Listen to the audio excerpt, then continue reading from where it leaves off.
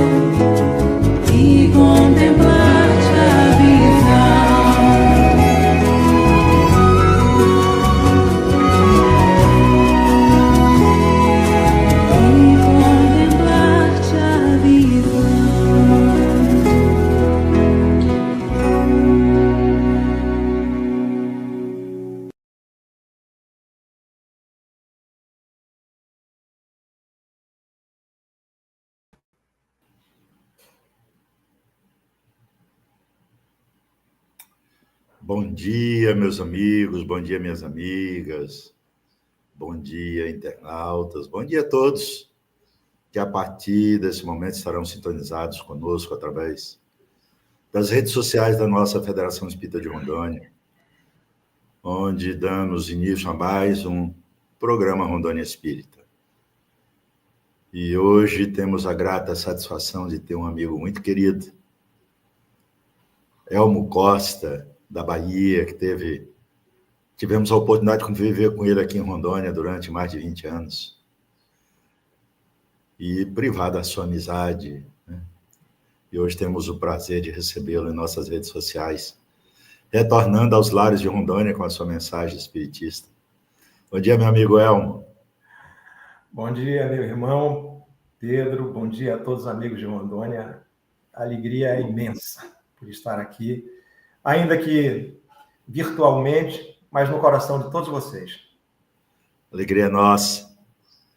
E mais uma vez, seja bem-vindo. Eu gostaria de dar um bom dia também à nossa equipe da área de comunicação, da área de arte. Nos trouxeram essa bela música que já pacificou o nosso coração. Em especial, Naira, Daliane, Margarete, o pessoal que estiveram conosco desde cedo, né? E que Deus os abençoe sempre. Nossa querida comandante da área de arte, Veridiana, nos brindou com essa música maravilhosa. Nós sempre abrimos os nossos trabalhos com uma oração, é o que nós vamos fazer agora, Elmo Costa, nesse momento. Vamos continuar sintonizados, agradecidos plenamente a Deus por esta manhã, por esta oportunidade de estarmos juntos, vinculados pelos laços do afeto, dos corações, pelos laços da simpatia, em torno da mensagem elevada daquele que é a luz do mundo, o Cristo Jesus. Que Ele possa, mais uma vez, nos abençoar, abençoando o nosso trabalho desta hora, para que Ele possa realmente tocar os corações tão necessitados de paz, de luz, necessitados de esclarecimentos, que somos todos nós. Senhor Jesus, segure nossas mãos. Apesar das nossas vacilações, das nossas dificuldades, dos nossos tropeços, segure nossas mãos e nos conduza na direção de Deus e da felicidade que nos aguarda a todos, pois filhos do Pai somos. Assim, nesta hora em que abrimos mais um trabalho, nós te rendemos graças, te bendizemos o nome e somos imensamente gratos por mais esta oportunidade de tu nos concede de estarmos reunidos em torno do teu evangelho de redentor, do evangelho de luz, de esperança. Clarificado pelo cristianismo redivivo, pela mensagem espiritista, que nos consola, assim como a tua mensagem. Fica conosco, Senhor Jesus, agora e sempre, abençoando o nosso trabalho dessa manhã. Que assim seja, Senhor. Meu amigo Costa, mais uma vez, nossa gratidão a você por ter aceitado o nosso convite. Com você, a palavra a partir desse momento. Muito obrigado, Pedro, meu querido irmão. Muito bom dia a todos os internautas, a todos que nos acompanham. Saudação aos amigos de Rondônia, amigos tão queridos, tão caros ao meu coração. Eu aqui fico muito agradecido pela oportunidade que o Rondônia Espírita me dá de voltar a Rondônia, ainda que pelas ondas da internet, para reencontrá-los assim com o coração em festa. Eu gostaria, neste momento, de fazer também uma saudação muito especial à comunidade surda espírita no Brasil, em todo o Brasil, e aproveitar para saudar também a nossa querida Naira, que é intérprete e que reside aqui na Bahia, como eu, porque muitos surdos estão nos acompanhando. Eu compartilhei o link desta palestra nos grupos da comunidade surda aqui da Federação Espírita do Estado da Bahia, e muitos ficaram interessados e mandaram mensagens para mim dizendo: olha, vamos estar lá, vamos estar assistindo. Se os surdos quiserem, podem fazer comentários dizendo: eu estou aqui, porque isso é muito importante. E há aqui uma oportunidade que eu tenho de parabenizar a Federação Espírita de Rondônia por essa feliz iniciativa. Todos os programas levados ao ar aos domingos têm a Naira como intérprete, levando a palavra espírita, o conhecimento do Evangelho aos surdos de todo o Brasil. Isso é muito importante, muito significativo. Eu também não poderia deixar passar a oportunidade, considerando que hoje é 4 de maio de 2025, a oportunidade de fazer aqui uma homenagem ao nosso querido Divaldo Franco.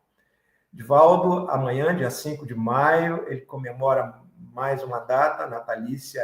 Divaldo completará amanhã 98 anos de uma existência profícua, de uma existência muito produtiva, né, em termos espíritas, como militante, como trabalhador da doutrina espírita. Realiza ainda uma obra formidável aqui na Bahia, mas também levou a sua palavra encantadora a diversas regiões do nosso planeta, a diversos países, a diversos estados aqui do nosso Brasil, todos os estados, naturalmente, né? Muitas cidades. Então, esse trabalho assim, que é portentoso do nosso Divaldo, e nós não poderíamos deixar passar esta oportunidade e antecipar os nossos parabéns, as nossas congratulações pelos 98 anos que ele completará. E também é oportunidade de fazer uma homenagem a Allan Kardec, porque nós, este ano, de 2025, comemoramos os 160 anos de o livro O Céu e o Inferno. É uma obra formidável, uma obra realmente muito rica em termos de filosofia espírita, e nós vamos nos utilizar desta obra nos apontamentos que haveremos de fazer logo a seguir, tentando esclarecer esse que é o tema que foi proposto para o dia de hoje: a falta e suas consequências, como apagar os seus traços. É exatamente assim que está em O Céu e o Inferno, e por isso nós resolvemos usar como título da nossa exposição essa expressão kardeciana. Ele coloca lá num dos capítulos de O Céu e o Inferno, falando sobre o Código Penal da Vida Futura.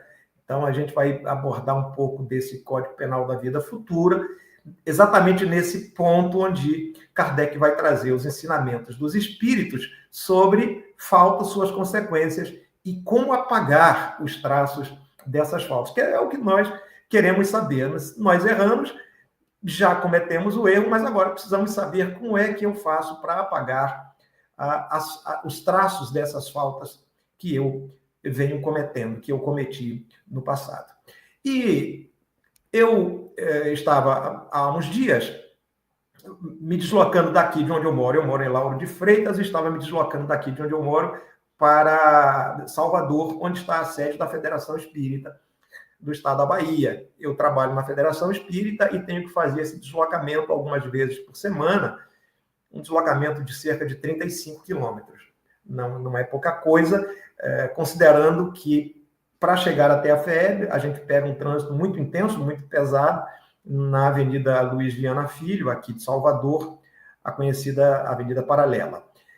E normalmente eu levo entre 1 hora e 1 hora e meia para chegar lá, só para se ter uma ideia, para vencer os 35 quilômetros. E eu vou sempre ouvindo músicas como essa, por exemplo, que foi apresentada. Aí eu tenho a coletânea do Tim e Vanessa, e eu vou ouvindo então, todas essas músicas do Tim, muitas vezes, repetidas vezes. Mas também eu vario um pouco com o pop, coloco alguma coisa do pop nacional, gosto muito de alguns cantores e compositores aqui da nossa música. E num desses dias eu estava me deslocando e ouvindo Djavan, que é um cantor e compositor alagoano, aqui das Alagoas, aqui bem próximo de onde eu resido, né? 500 quilômetros aqui de onde eu resido. E ouvindo Djavan, eu me deparei com uma de suas canções, que é uma canção de 1996, mas que eu ainda não havia prestado atenção. Eu já conhecia, mas não havia prestado atenção na letra. Como o deslocamento é sempre muito demorado, me dá tempo, então, de prestar atenção na letra das canções e fazer reflexões sobre ela. E eu, ouvindo uma dessas canções, uma me chamou a atenção. O título dessa canção é Seca. Seca, a palavra seca. Como o Djavan é nordestino, é aqui das Alagoas, ele fez uma canção retratando o sofrimento, sobretudo do sertanejo, daquele homem que vive nessas regiões mais áridas aqui da nossa região Nordeste, e falando de todo o seu sofrimento. Eu vou tentar, então, aqui reproduzir essa canção do Djavan, mas não vou cantar, tá? Não vou cantar, não se preocupe, não é essa a minha intenção. Eu vou apenas reproduzir falando, lendo a letra, e depois vamos fazer algumas reflexões sobre ela. Diz assim a canção: a terra se quebrando toda, a fome que humilha a todos. Vida se alimenta de dor. Pobre povo sem socorro. Por que será que Deus pôs ali o ser para ser assim, sofredor? Sob a brasa do sol padecer, do desdém do poder fingido. Sem saber o que é ser feliz, viver, como se diz, dá medo. Apesar de se ter céu azul, o mesmo lá do sul, o mesmo Deus. E eu fiquei pensando muito, depois que eu ouvi detidamente, fazendo uma reflexão, eu fiquei pensando muito no que essa música significava, no que ela queria dizer. Como podemos perceber, ela trata do sofrimento do homem nordestino diante da seca, esse terrível flagelo, aqui pelo menos para nós, aqui no Nordeste, que é a seca. E o Djavan faz algumas questões que talvez para nós, os espiritistas, já não façam mais sentido. Mas em 1996, se eu tivesse ouvindo esta música lá atrás, em 1996, talvez fizesse sentido, talvez não. Mas ele faz uma pergunta, então, que nos chama a atenção. Ele diz: por que será que Deus pôs ali, naquela região, no semiárido, o ser para ser assim, sofredor? O ser para ser assim, sofredor. Em 1996, quando ele compôs essa canção, eu já estava em Rondônia, eu estava iniciando no espiritismo. Eu tinha poucos anos de espiritismo. Eu ainda não tinha um conhecimento muito profundo acerca do espiritismo. Fosse alguns anos antes, e essa dúvida teria feito muito sentido para mim. Mas por que será que Deus pôs ali o ser para ser assim sofredor? A ponto de não saber o que é ser feliz. E dá até medo de viver. Dá até medo de viver. Dada a precariedade, dado ao sofrimento que esse homem experimenta, dá até medo viver. E aí Djavan, então, ali no finalzinho, ele diz: porque apesar de ter o céu azul, que é o mesmo lá do sul, e o mesmo Deus, esse homem experimenta esse sofrimento, que não é experimentado pelo outro, que nasce numa outra região abençoada por Deus, digamos assim. E eu, então, me lembrei que na minha fase, na minha experiência infanto-juvenil, quando eu deixei a minha cidadezinha, eu nasci numa cidadezinha aqui do Recôncavo da Bahia. Na verdade, eu nasci no distrito dessa cidade. Então, era uma coisa ainda muito mais interiorizada. A cidade é Maragogipe, aqui na Bahia. E o lugar onde eu nasci chama-se São Roque. Um distritozinho muito pequeno, quase que uma vila de pescadores. Então, onde eu nasci, todos éramos pobres.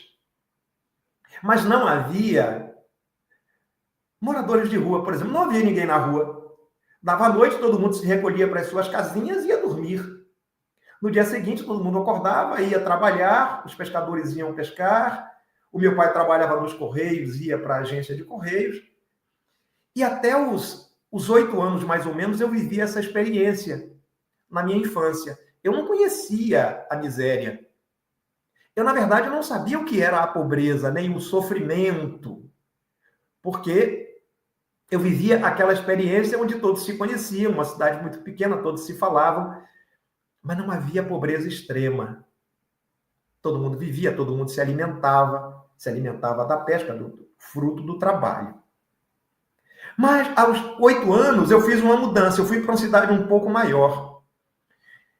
E nesta cidade um pouco maior, que fica mais próximo ainda de Salvador, o meu pai me levou pela primeira vez à capital. Eu devia ter uns 11, 12 anos, mais ou menos.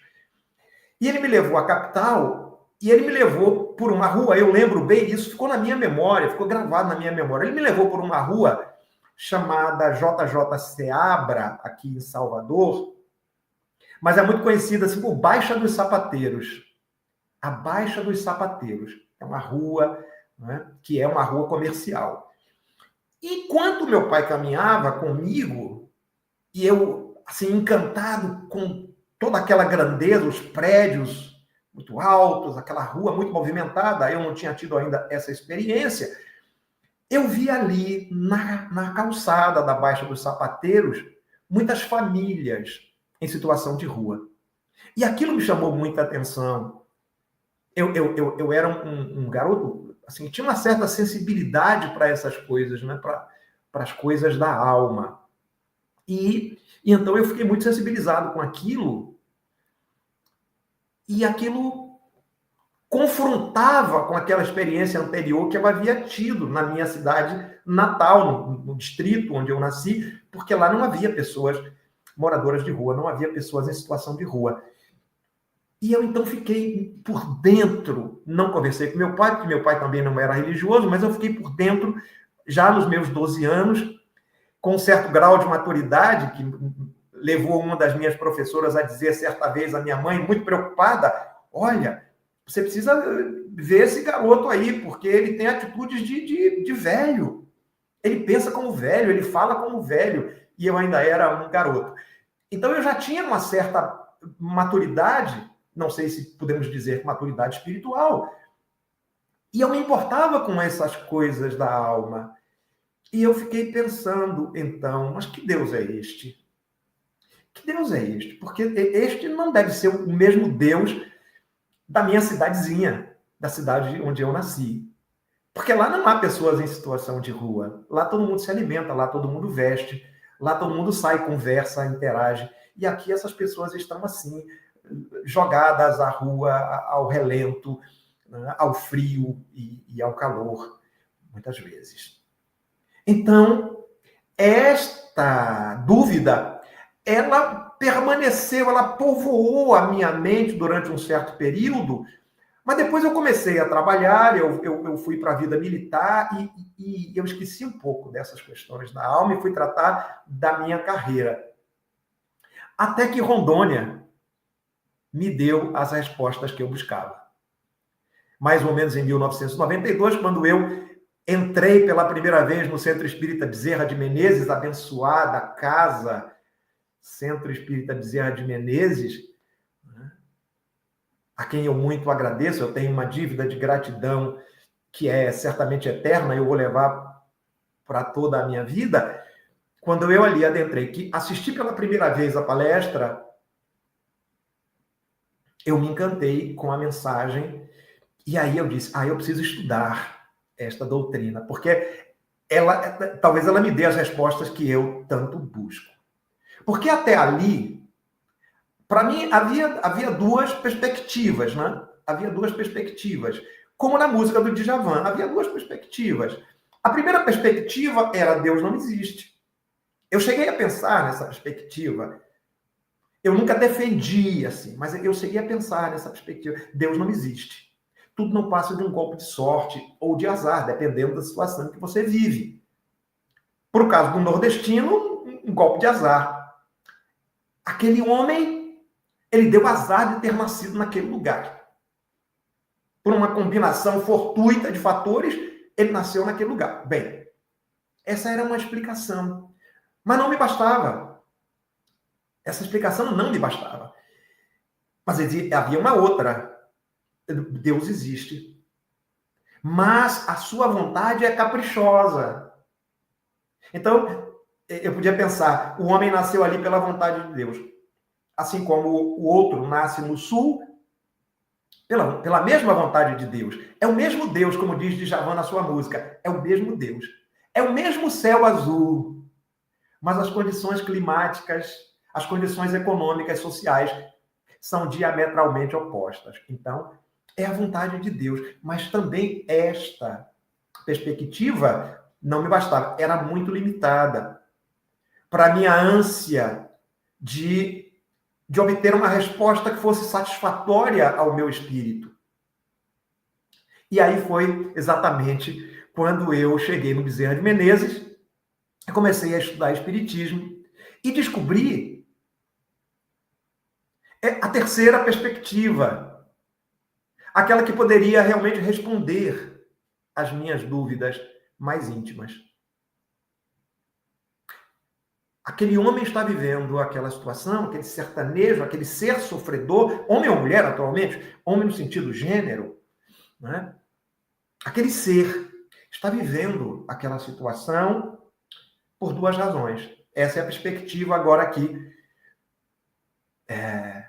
O Espiritismo me oferece. Por duas razões. Tá? Quer dizer, depende das escolhas conscientes que fazemos. Essa é a primeira razão. Depende das escolhas conscientes. Então, o ser é sofredor porque depende desse elemento. As escolhas conscientes que ele faz. Eu preciso colocar essa palavra aqui, consciente, com muita clareza. Porque depende da sua vontade. As escolhas conscientes que ele faz. O segundo elemento é a vontade de Deus. Porque a vontade de Deus está presente em tudo. Então, nós não podemos dissociar esse elemento. Não podemos retirar esse elemento. Nada acontece sem a permissão, sem a vontade de Deus. Tá? Tanto que na oração do Pai Nosso, Jesus nos ensina a dizer, seja feita a tua vontade e não a nossa. A vontade de Deus está na lei, na própria lei. Então, se a lei estabelece que deve ser assim, assim o é pela vontade de Deus. Porque a vontade é a sua lei. Então, esses dois elementos se conjugam para determinar a nossa condição, a nossa experiência neste momento evolutivo da nossa vida. Então, eu não posso nem atribuir apenas a vontade de Deus, como também não posso atribuir somente às minhas escolhas, porque mesmo as minhas escolhas, elas precisam estar consoantes a uma lei que expressa a vontade do Criador. E esta lei é a lei que nós conhecemos como lei de causa e efeito, ou lei de causa e consequência. Mas eu, com todo respeito aos puristas e com a permissão que eu peço aqui a essas pessoas que são assim, puristas, no sentido doutrinário, eu queria apenas fazer uma inserção nessa lei, que é chamada lei de causa e efeito, mas eu colocaria um S no plural de efeito para dizer lei de causa e efeitos. Ou lei de causa e consequências no plural. Porque há uma coisa que nem sempre nós observamos com relação à lei de causa e efeitos, ou lei de causa e consequências. Lembrem-se, o S Sou eu quem está colocando aí. Normalmente vocês vão encontrar lei de causa e efeito ou lei de causa e consequência. Mas o S eu estou colocando. Por quê? Porque é preciso observar, perceber, compreender que todas as vezes que nós fazemos uma escolha, todas as vezes que nós fazemos uma escolha consciente, e é preciso que essa escolha seja sempre consciente, por escolhas vamos entender o nosso pensar, o nosso falar e o nosso agir. O nosso pensar, o nosso falar e o nosso agir. Mas há um quarto elemento que a gente precisa também entender, que é uma escolha. O não fazer, o não agir, o não falar e o não pensar. Por quê? Porque nós aprendemos com os espíritos que o bem, fazer o bem ou fazer o mal, não corresponde apenas a uma ação, mas muitas vezes, no caso de fazer o mal, há uma omissão do bem. Então, eu posso fazer o mal por omissão, deixando de fazer o bem. Então, o não fazer o bem significa fazer o mal. Aí é preciso, então, compreender que, além do pensar, além do falar e além do agir, existe também o não pensar, o não falar e o não agir. Quando o não pensar, o não falar e o não agir representam para nós, espíritos, uma omissão. Expressam uma omissão. Quer dizer, eu me omiti diante da possibilidade de fazer o bem, de pensar no bem, de falar no bem. Eu me omiti, eu me calei. Eu não deixei de emitir o pensamento ou eu não deixei de realizar o ato, a ação, a conduta que de mim se esperava. Então, eu fiz um mal, por omissão. Ok? Então, há esses 4 elementos que precisam ser bem compreendidos, porque são esses elementos que determinam as faltas que nós praticamos. E por faltas, nós vamos entender todo afastamento da lei de Deus. O que é uma falta? Muito interessante que no grupo da comunidade surda, aqui da Federação Espírita do Estado da Bahia, quando eu coloquei lá o tema, o link e o tema, o surdo mandou um vídeo para mim perguntando: o que é falta? Porque falta para ele pode significar uma outra coisa. A falta de alguma coisa em algum lugar, não é? Tá certo? A escassez, a falta. E aí eu expliquei para ele, não, nesse caso, a falta significa o afastamento da lei de Deus. Todas as vezes que nós nos afastamos da lei de Deus, nós cometemos uma falta, um desvio, uma desobediência, uma desatenção à sua lei. Isso que é a falta. E esta falta, esse afastamento, tanto quanto a nossa aproximação à lei de Deus, produzem consequências. Mas, especificamente falando sobre o afastamento da lei de Deus, sobre a falta, que é o que nos interessa analisar aqui neste momento, ela traz consequências, aí no plural, por quê? Porque uma consequência, ela gera outra consequência, que gera outra consequência, que gera outra consequência. Então, a mesma falta pode gerar, portanto, consequências em cadeia. E é preciso que nós entendamos claramente isto, porque estas consequências em cadeia podem determinar a gravidade da falta e pode determinar a dificuldade que nós teremos para apagar os traços dessa falta. Vamos tentar dar um exemplo aqui para ficar mais claro. Um pai que abandone o seu filho. Ele abandonou o filho. O filho ainda na infância, ou o filho recém-nascido, o pai abandonou o seu filho. É claro que isso traz uma consequência imediata para o filho que foi abandonado, para a mãe dessa criança que vai ter que arcar com todas as despesas, com todos os cuidados sozinha, para a família desta mulher, deste recém-nascido, que terá que também amparar esta mãe e este pequeno. Então, as coisas vão mudar, o quadro familiar muda completamente. Então, a família tem que fazer um reajuste por completo, e muitas vezes essa criança vai viver uma fase difícil de precariedade, porque aquele que deveria prover junto com a mãe se afastou, abandonou.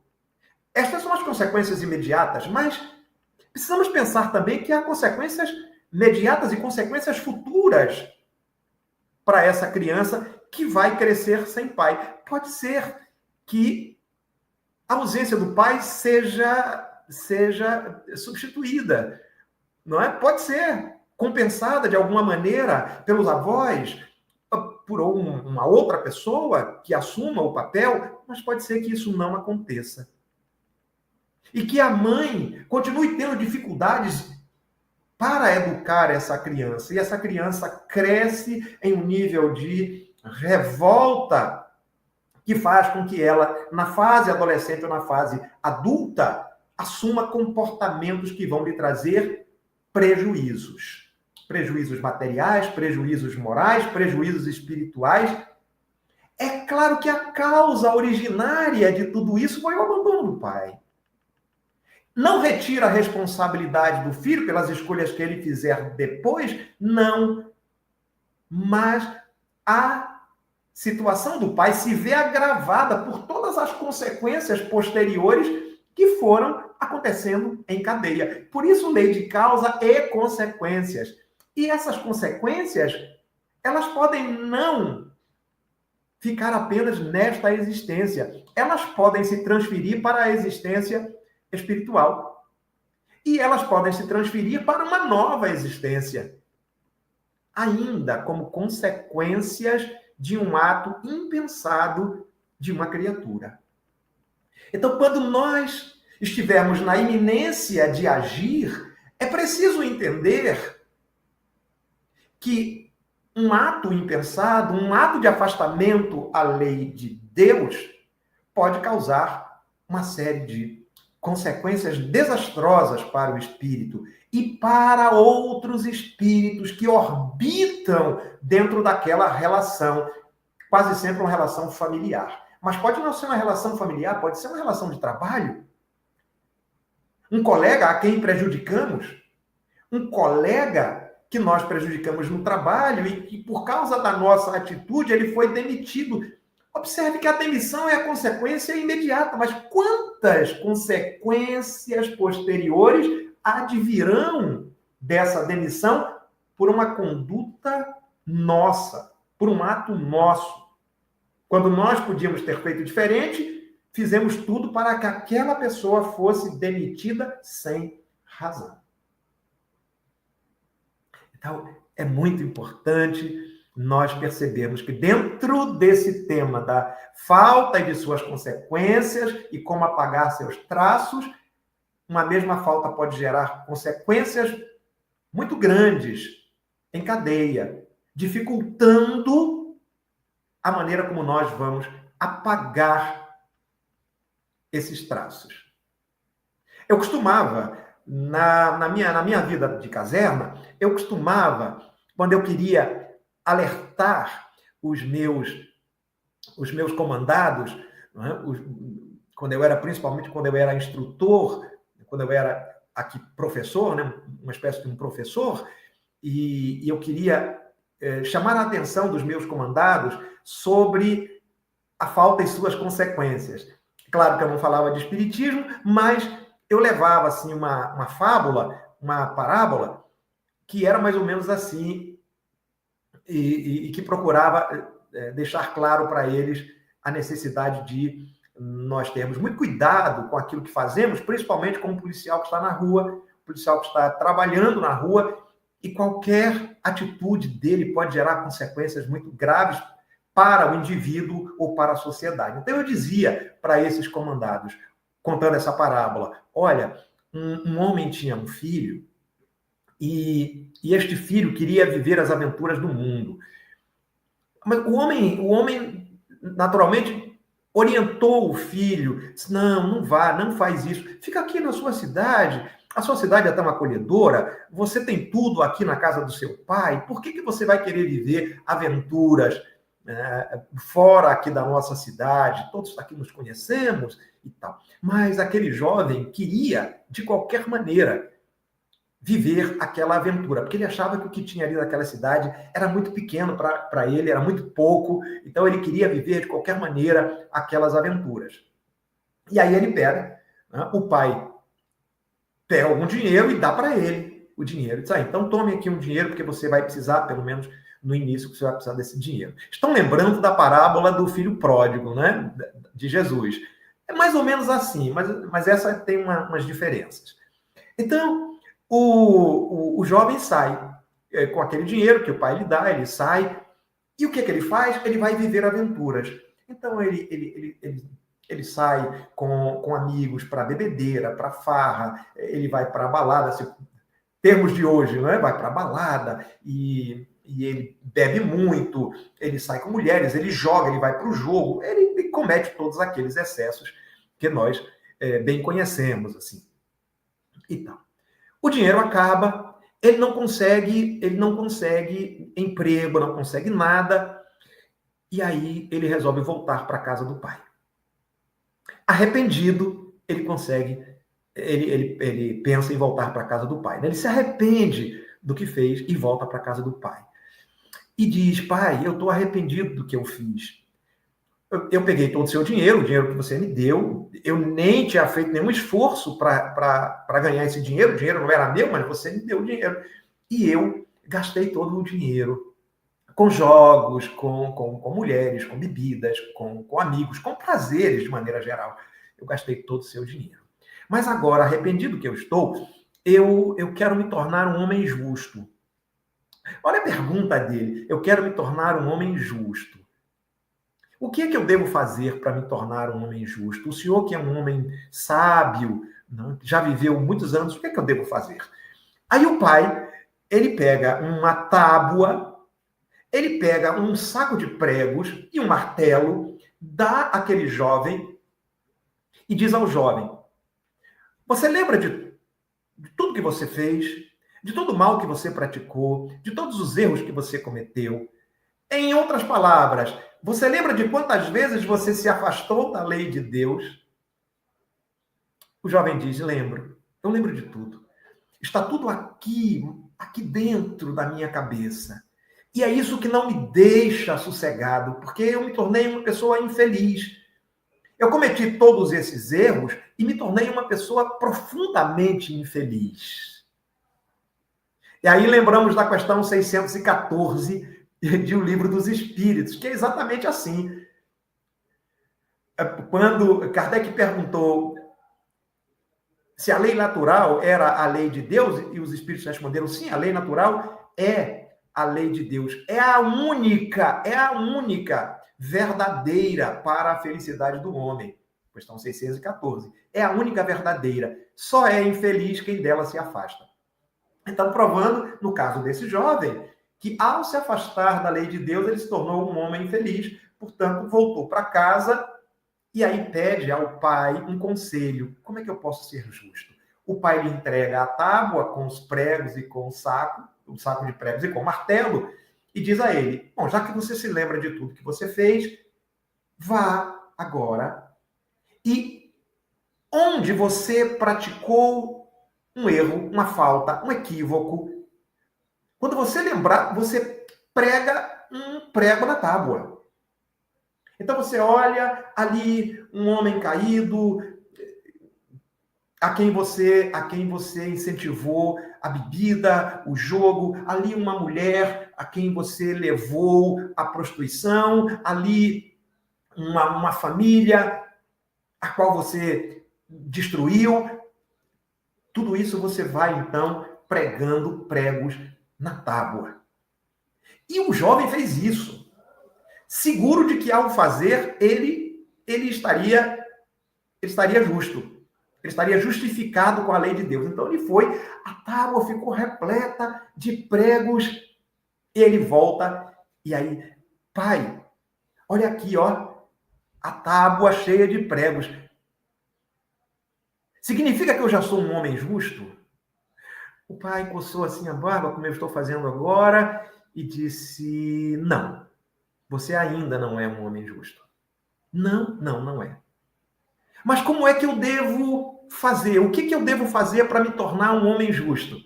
Então disse o pai, agora você volta pelo mesmo caminho, e para cada maldade que você praticou, para cada falta que você cometeu, você pratica uma bondade, um ato de bondade.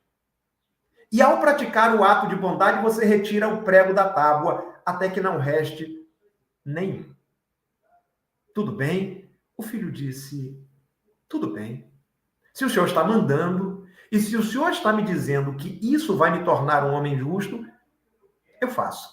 Então o homem foi, o jovem, né? Já um pouco mais velho, já um pouco mais maduro, ele vai agora, volta, e aquele homem caído que ele havia visto e caiu por uma ação, por consequência de uma ação dele, ele vai e levanta. Ele soergue ali a prostituta a quem ele levou para aquela situação. Ele vai, aquela família que estava desestruturada, ele tenta levar uma palavra de consolo, de carinho, e vai assim, procurando de alguma forma corrigir os erros praticados, reparar os erros praticados. E volta.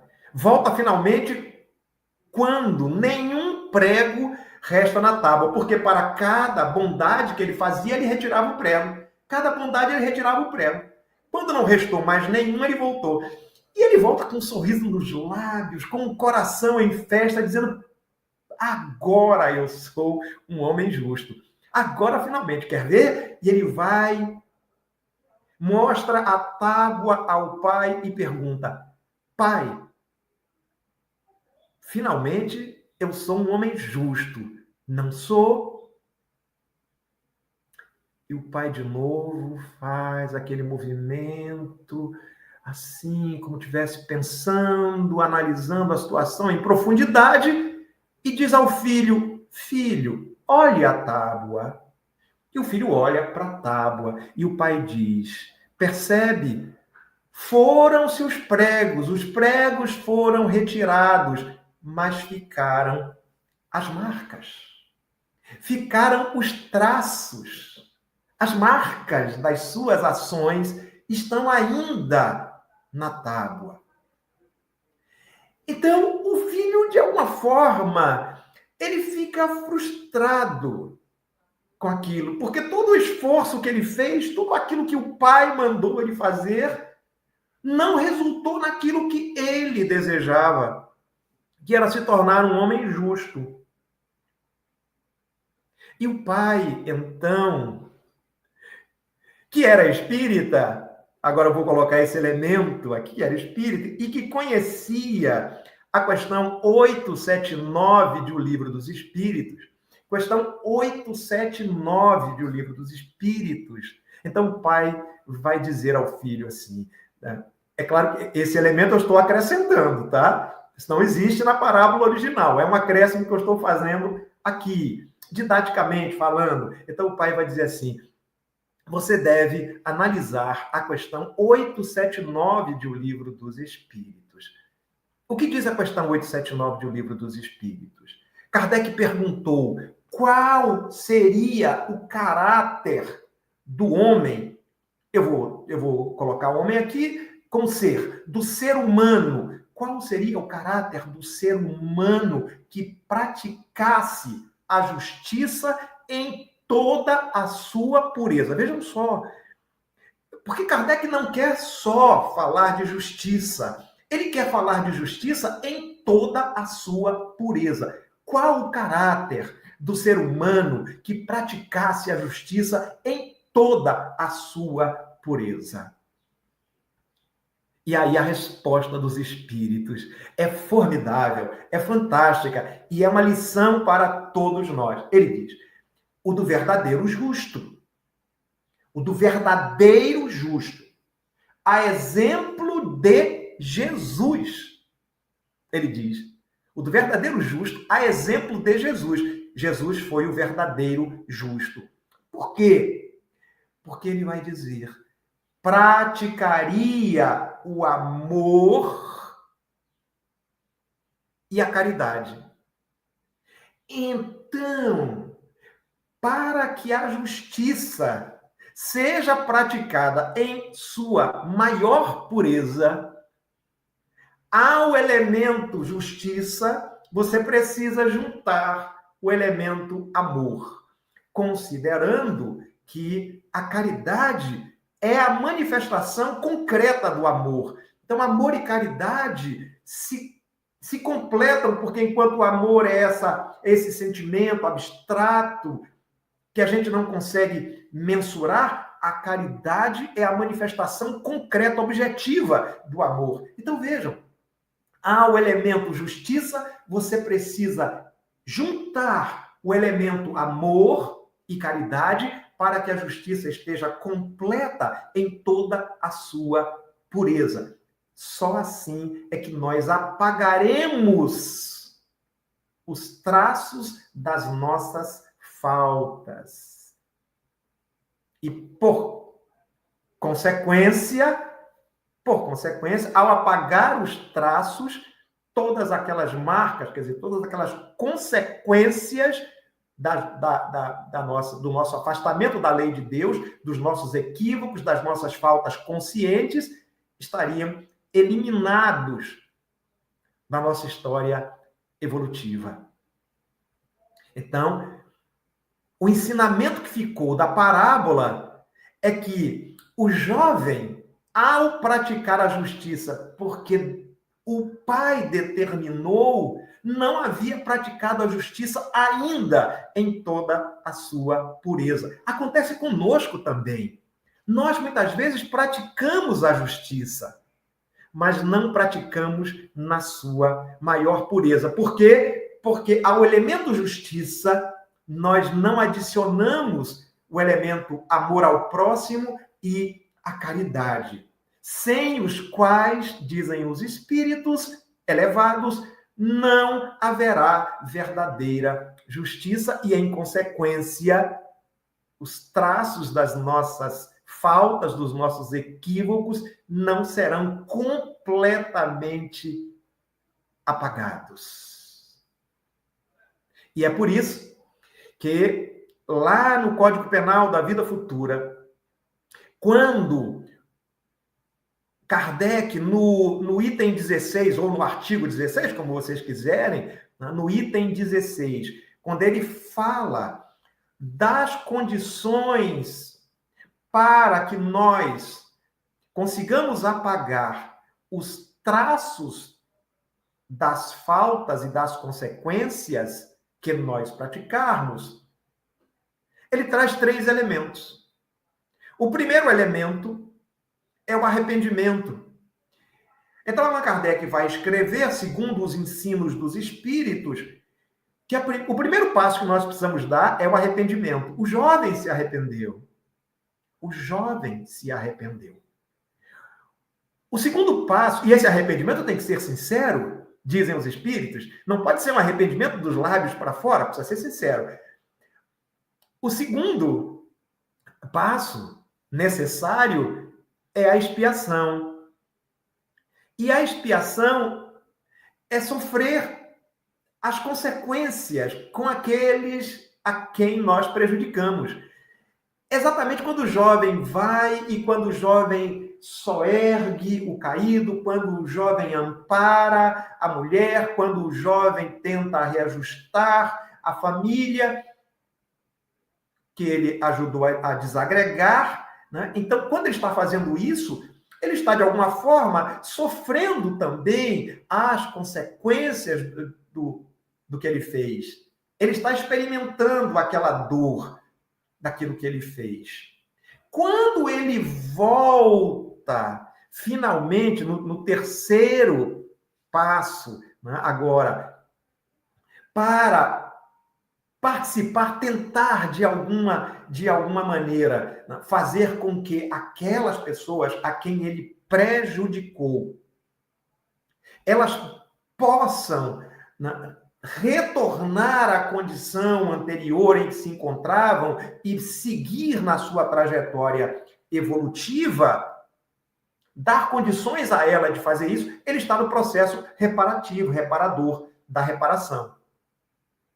Mas em todos esses três passos, em todas essas três condições, para que haja verdadeira justiça, é preciso juntar o elemento amor. Não pode ser apenas porque o pai te obriga a você fazer alguma coisa. Não pode ser apenas compulsoriamente. Você tem que retirar esse sentimento do íntimo do ser. Você tem que retirar esse sentimento do íntimo do seu coração. Esta é a condição. Por isso, justiça, amor e caridade é a síntese de todas as leis de Deus. É só a partir do momento em que nós conseguimos conjugar esses fatores que nós, de fato, estamos aptos a apagar os traços das nossas faltas. Quando nós olhamos para trás, quando nós fazemos uma reflexão honesta, nós vamos entender pelas nossas tendências, pelas nossas dores atuais, pelos nossos sofrimentos, o que é que nós fizemos no passado. Tanto quanto aquele que sofre pela seca sem nenhum tipo de julgamento.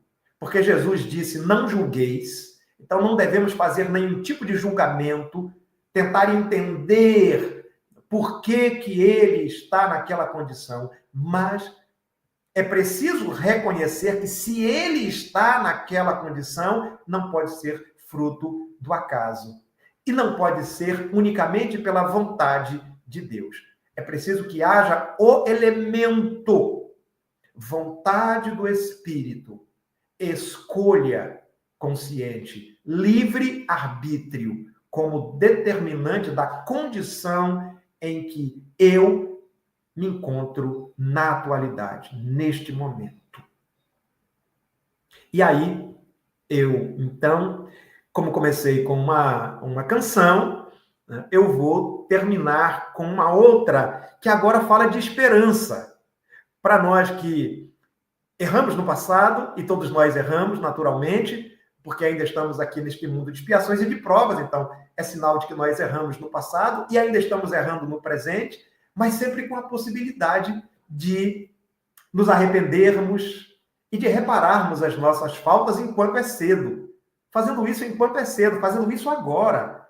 Procurando analisar que faltas eu tenho praticado, que imperfeição eu preciso ainda corrigir nesta existência para que o meu processo evolutivo se dê com maior celeridade, com maior segurança na direção de Deus, nessa escalada que me aproxima de Deus. Então eu vou trazer uma música que é do Renato Russo, do Legião, e que fala de esperança, para finalizar, então, a nossa exposição.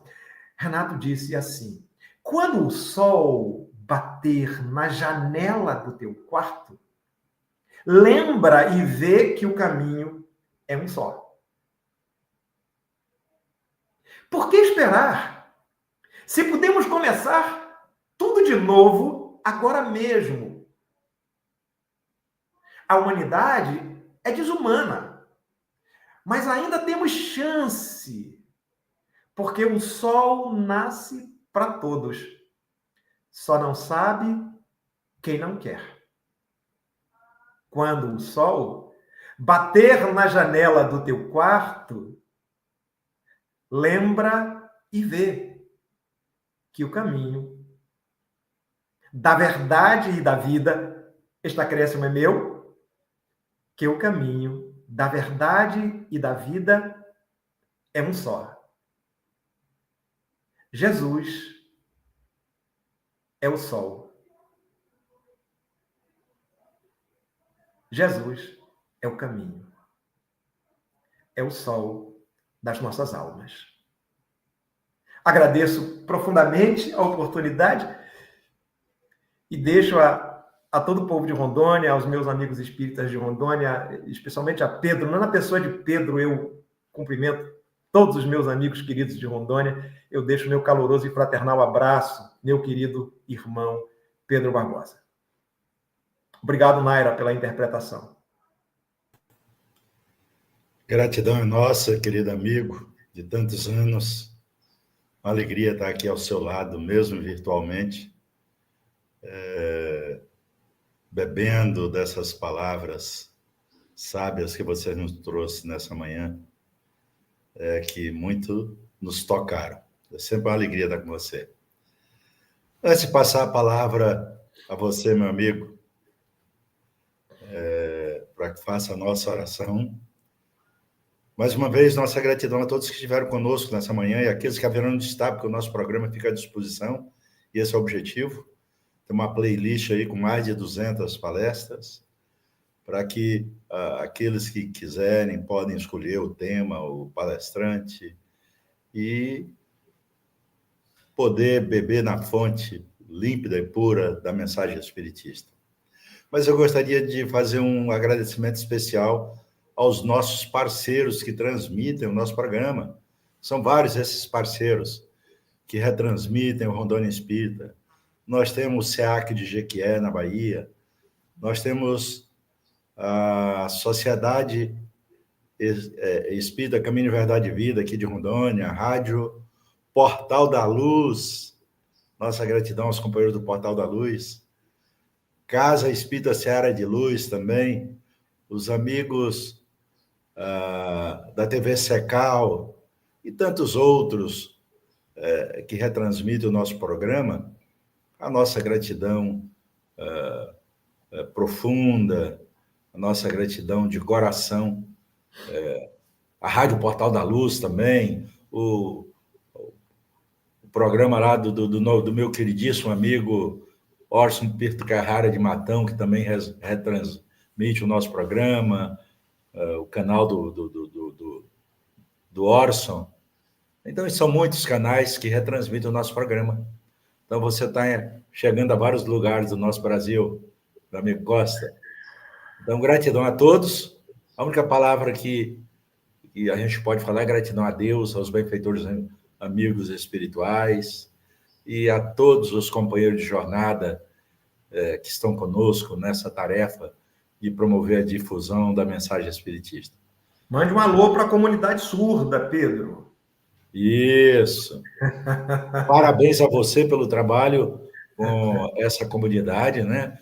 Você montou um dos primeiros grupos de estudo para o pessoal dessa área, um ESG, né? Estudo Sistematizado da Doutrina Espírita. A FEB. Pois é, mas parabéns, você está à frente desde o começo desse trabalho, né?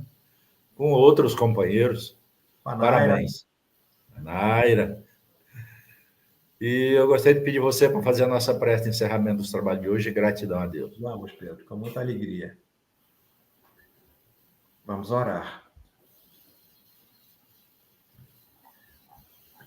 Vamos orar a prece do agradecimento. Por mais esta oportunidade que o Pai nos concedeu, de estarmos todos aqui reunidos entre amigos, entre irmãos, nas diversas partes do nosso país, do mundo, mas congregados em um único propósito: instalar nos nossos corações a palavra do Cristo, para que deles, nos nossos corações, brotem as condições necessárias para a implantação do reino de Deus neles e na terra. Este é o nosso grande objetivo. E devemos ao Espiritismo todas as suas luzes,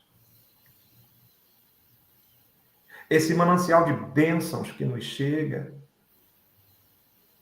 ampliando a nossa consciência, mas principalmente deixando mais leve o nosso coração, aperfeiçoando o nosso sentimento de amor ao próximo e da prática da caridade, segundo o Cristo nos ensinava. Com o coração em festa e a alma cheia desse sentimento da gratidão ao Rondônia Espírita e a todas as instituições parceiras, a todos aqueles que nos acompanharam, que trabalharam nos bastidores, que estiveram conosco na tela principal, as famílias reunidas em torno, rogamos a Jesus bênçãos de harmonia e paz para que o nosso domingo seja a continuação deste momento e para que a nossa semana se inicie sob as luzes e sob a inspiração daquele que é guia e modelo da humanidade, hoje e sempre. Que assim seja. Graças a Deus. Gratidão mais uma vez a todos. Jesus nos abençoe e nos ampare. Até domingo que vem. Abraço, Costa. Tchau, gente. Tchau, Pedro. Abraço, Pose. E nossas crianças que não são mais crianças. Fique com Deus. Tchau, querido.